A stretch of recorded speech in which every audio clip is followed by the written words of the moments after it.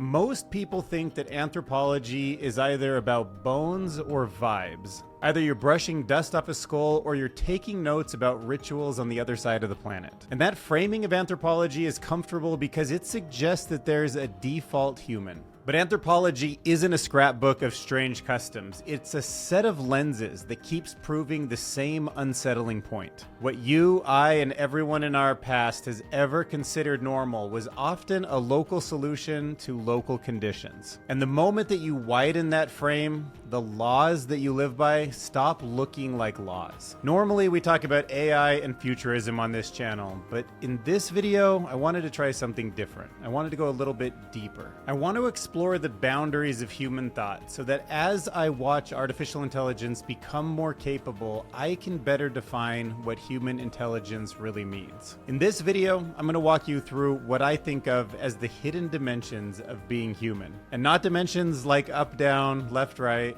Although just like those, these dimensions do give us many degrees of freedom to explore. But I'm talking about dimensions like context, deep time, social obligation, language, and power. And with every new dimension we add to the nature of being human, something disturbing happens. You'll see that arguments that once felt airtight turn out to be missing coordinates. Behaviors that once looked irrational turn out to be calibrated to the environment. Categories that you thought were natural reveal the fingerprints of history. So let's climb, not into space, into a deeper structure of being human.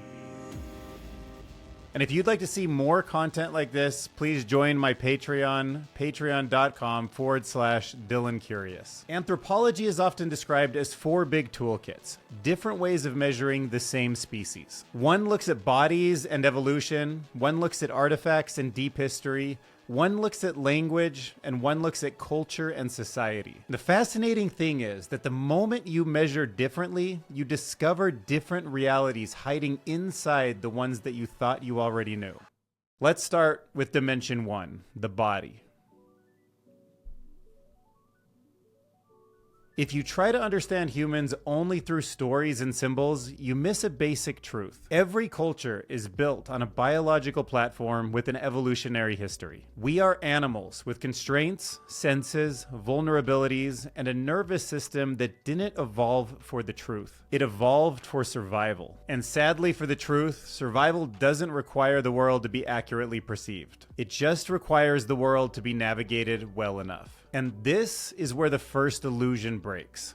The illusion that your body, that my body, is a universal reference point. Even the things that we treat as just how humans are, that is the result of local histories written into flesh. Skin, for example, isn't just an appearance. It's a record of light, a map of how our ancestors lived under different skies. Lighter skin reveals the importance of vitamin D to our ancestors who went north, even at the cost of increased UV damage and cancer. And digestion, it isn't even a personal preference anymore. Bodies are tuned genetically to diets shaped by the entire culture's way of life. Meaning that before you ever learned a single social rule, your genes were already in conversations with your environment. And here's the unsettling lesson of the body dimension. When people argue about what's natural, they often mean what's familiar. And anthropology keeps reminding us that familiar is not the same as universal. Biology sets constraints, yes, but it also records local history in the most intimate place possible, inside you. Now, let's talk about dimension 2, the object world. And this is where the story of archaeology enters, not as treasure hunting, as the physics of leftovers. Because objects outlive people, they preserve behavior after the minds behind the behavior are gone. A broken bowl, a stone blade, charcoal, a pattern of discarded bones. They are choices that survived their choosers. And archaeology has a rule that's so simple it almost feels like a moral principle. Context is everything. Without context, an artifact is just a thing.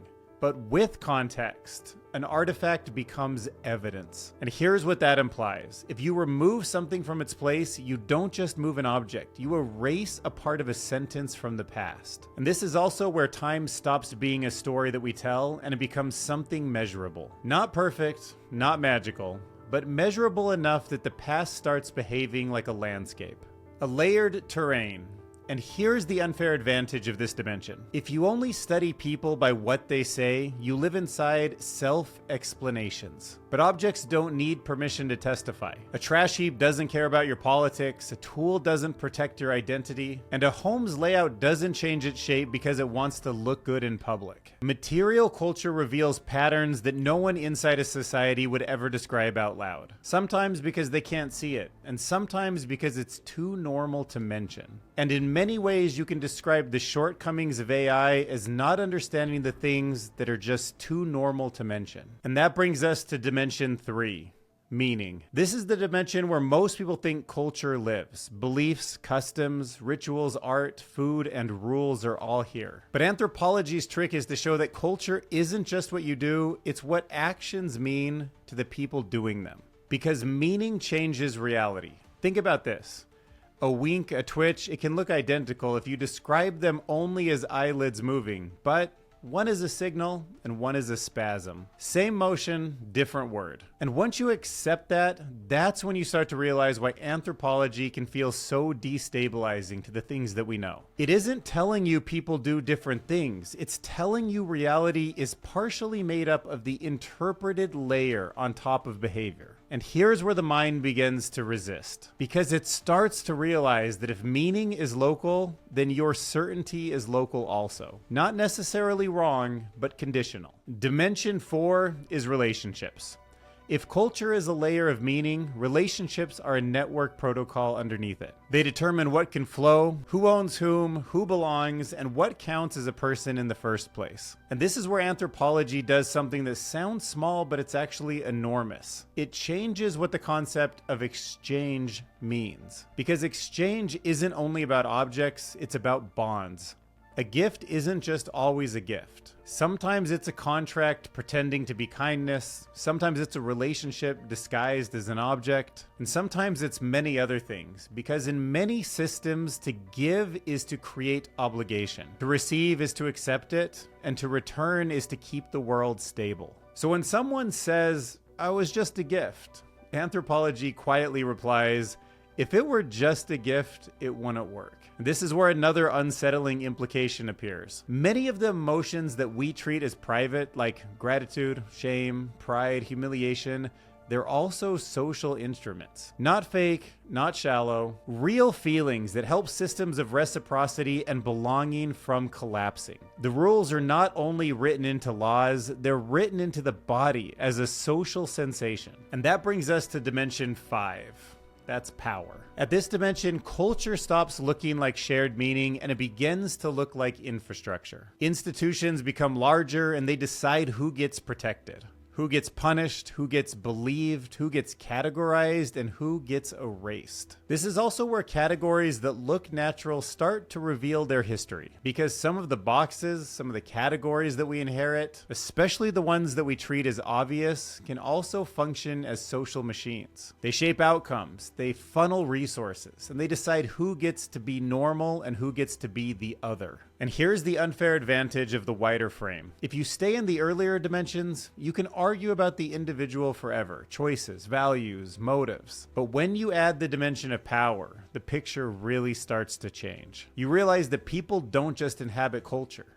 Culture inhabits people through policies, categories, and institutional routines. The world stops looking like a debate, and it starts to look more like an architecture, more like a system. A system where the human's embedded, and to some degree, the human is helpless. And here's where we come to the most unnatural of the dimensions. Dimension 6, deep time.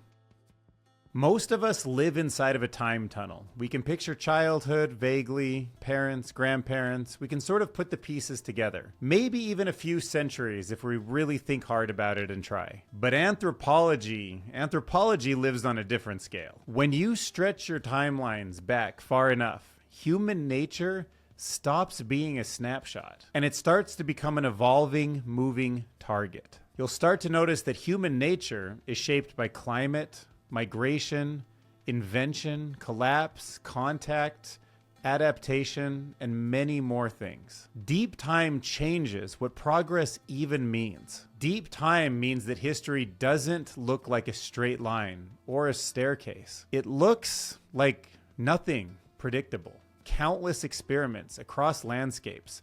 Some stuck, some failed, some produced outcomes we still live inside. And here's the unsettling part. If you zoom out far enough, your modern life stops looking like the default end state of history. It starts to look a lot like a coincidence. Cities, markets, borders, bureaucracy, even the idea of a normal job. The dimension of deep time doesn't make life meaningless, it makes it contingent. And here is where we come to unequivocally the most human of the dimensions, Dimension 7.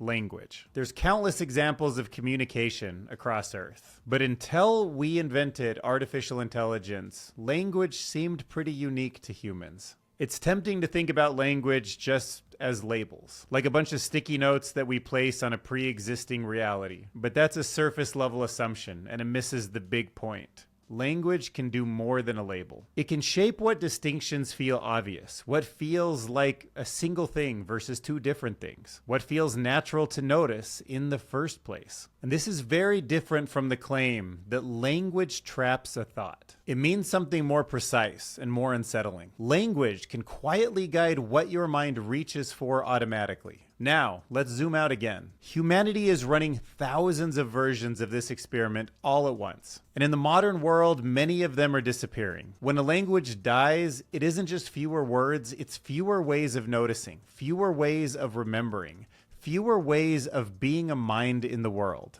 But also, there are new languages.